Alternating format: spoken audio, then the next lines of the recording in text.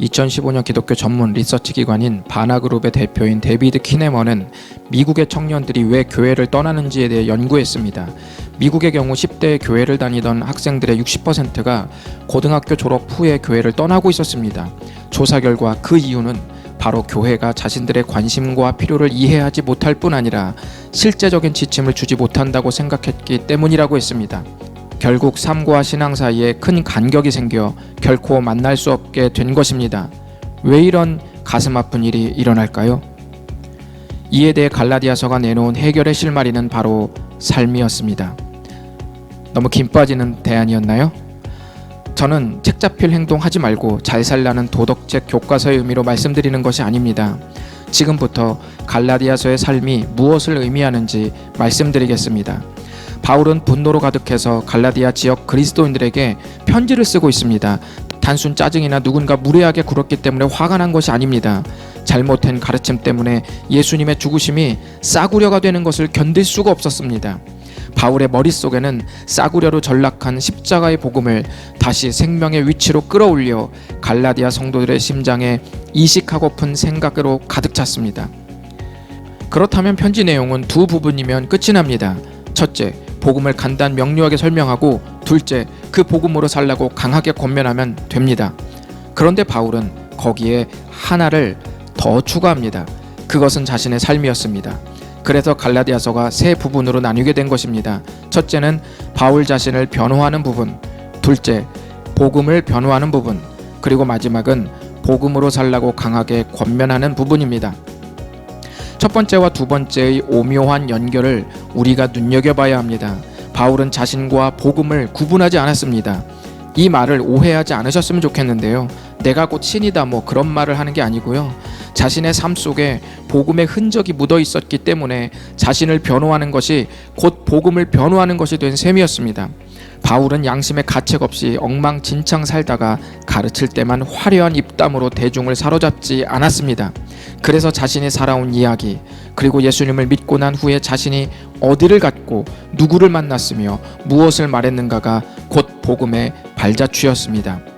이렇게 삶과 복음의 정확도를 점점 맞춰 나가는 것이 우리의 신앙생활이고 또 갈라디아서의 핵심입니다. 그런데 오늘날 많은 이들이 삶과 복음의 정확도를 맞춘답시고 옛날에도 저질렀던 두 가지 큰 실수를 저지르고 있습니다. 첫 번째 실수는 도달할 수 없는 거룩의 목표를 정하고 반드시 도달해야 한다는 강박에 시달리는 것입니다. 이것은 예수님 안에서 주어진 자격을 기대하기보다 내가 자격을 얻으려고 하는 시행착오가 생깁니다. 누구의 기대에 부응하기 위해 이미 너덜거리는 몸과 마음을 이끌고 억지로 한 발씩 내딛는 발걸음은 어쩌면 당신을 십자가에서 더 멀어지게 할 수도 있습니다. 삶과 복음의 정확도를 맞추려고 하다가 저지르는 두 번째 실수는 내가 믿은 것이 타성과 익숙함으로 덮여져서 관성처럼 나와버리는 신앙입니다. 이 상태는 높은 기준을 올라가려는 강박도 없지만 그렇다고 더 나아가려는 열정도 없는 상태입니다. 그렇기 때문에 겉으로는 평온해 보여서 삶과 복음이 일치하고 있는 것 같은 착각을 일으킵니다. 둘 다 아닙니다. 그럼 이 삶과 복음의 정확도는 어떻게 맞출 수 있을까요? 베드로전서 2장 19절은 부당하게 고난을 받아도 하나님을 생각함으로 슬픔을 참으면 이는 아름다우나 라고 말씀합니다. 이 말씀은 죄와 불의가 가득한 세상에서 억울하게 고난을 당하는 그리스도인들에게 하는 말씀입니다. 말씀을 잘 보십시오. 그냥 참는 것이 아니라 하나님을 생각함으로 참는 것입니다. 그래야 아름답다고 말씀합니다. 이 아름답다는 의미가 바로 예배입니다. 하나님을 생각하면서 억울한 상황을 참으면 그것이 예배라고 말씀합니다.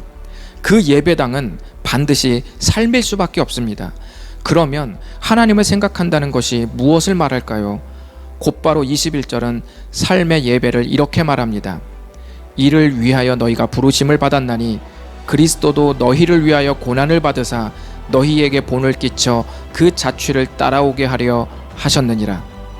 결국 하나님을 생각하면서 참으라는 말은 그리스도의 고난을 참아야 할 모범으로 여기라는 말입니다. 그러므로 하나님은 십자가의 고난을 의롭게 되는 죄 용서의 사건으로 뿐만 아니라 삶에서 이 자취를 따라오도록 만들기 위해서도 우리에게 주셨다고 말씀한 것입니다. 이것이 복음과 삶의 정확도를 맞춰 나가는 건강한 방법입니다. 용서를 연구하는 세계적인 학자 에버렛 워딩턴의 이야기입니다. 1995년 12월 31일 그의 어머니가 자택에서 어느 청소년 강도가 휘두른 쇠막대기에 맞아 잔인하게 피살되는 사건이 발생했습니다. 사건을 수습하는 도중 자기도 모르게 입에서 이런 말이 튀어나왔습니다. 그자와 방 안에 30분만 단둘이 있으면 돼. 골이 터질 때까지 야구 방망이로 후려갈길 테니까. 그것은 수많은 사람들에게 용서를 강의한 용서 전문가 입에서 터져나온 소리였습니다. 그는 이 일을 계기로 용서에 대해 더 심오하고도 진정성 있는 연구를 하면서 용서와 화해라는 책을 출판했습니다. 그는 책에서 자신의 어머니를 살해한 청소년을 똑같이 잔인하게 죽이겠다는 분노에서 출발하여 결국 청소년들을 용서하게 되는 험난한 용서의 대장정을 자세하게 실었습니다. 그는 자신이 가르쳐온 대로 사건을 회상하고 그들을 공감하고 감사하는 단계를 밟으며 자기가 가르친 내용을 실제 자신에게 적용하고 있었습니다. 힘겨운 과정을 통해 살인범을 용서하게 되었지만 그 후에도 이 고통은 끝나지 않았다고 말했습니다. 순간순간 떠오르는 잔인한 기억과 비 오는 날 물 웅덩이만 봐도 카펫에 고인 엄마의 피 웅덩이가 떠올랐습니다.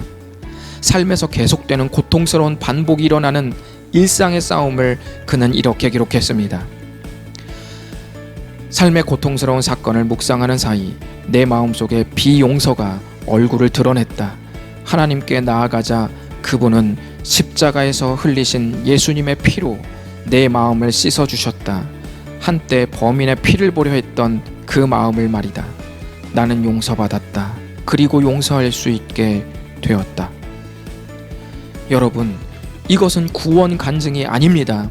나를 위해 십자가에서 죽으신 예수님을 믿음으로 의롭다고 여겨주신 그 복음이 삶으로 흘러나와 실제가 되는 간증입니다.